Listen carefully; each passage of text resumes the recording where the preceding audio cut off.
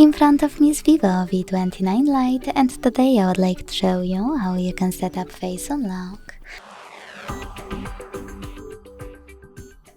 Begin by opening settings and scrolling to hit security.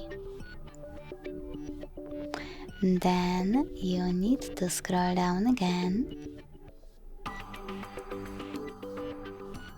Tap on face, enter your screen lock, and finally choose Start Enrollment.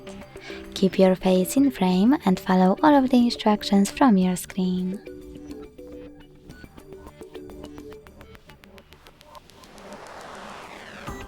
Then select OK.